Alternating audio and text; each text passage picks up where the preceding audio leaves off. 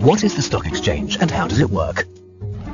The stock exchange is nothing more than a giant, globally networked and organized marketplace where every day huge sums of money are moved back and forth.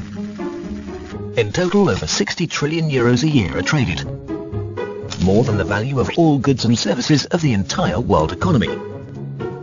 However, it's not apples or second-hand toothbrushes that are traded on this marketplace, but predominantly securities. Securities are rights to assets mostly in the form of shares. A share stands for a share in a company. But why are shares traded at all?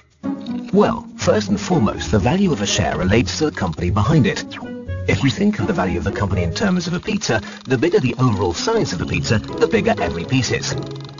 If, for example, Facebook is able to greatly increase its profits with a new business model, the size of the company's pizza will also increase, and as a result, so will the value of its shares.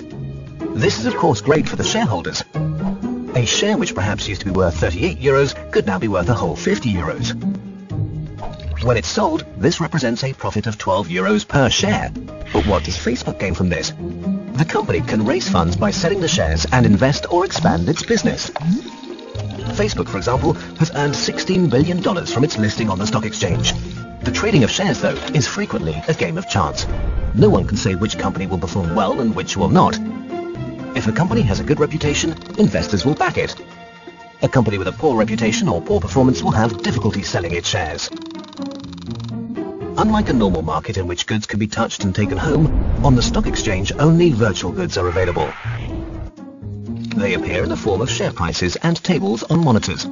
Such share prices can rise or fall within seconds. Shareholders therefore have to act quickly in order not to miss an opportunity. Even a simple rumor can result in a demand for a share falling fast, regardless of the real value of the company. Of course, the opposite is also possible. If a particularly large number of people buy weak shares because they see, for example, great potential behind an idea, their value will rise as a result. In particular, young companies can benefit from this. Even though their sales might be falling, they can generate cash by placing their shares. In the best case scenario, this will result in their idea being turned into reality. In the worst case scenario, this will result in a speculative bubble with nothing more than hot air. And as in the case with bubbles, at some point they will burst. The value of Germany's biggest 30 companies is summarized in what's known as the DAX share index.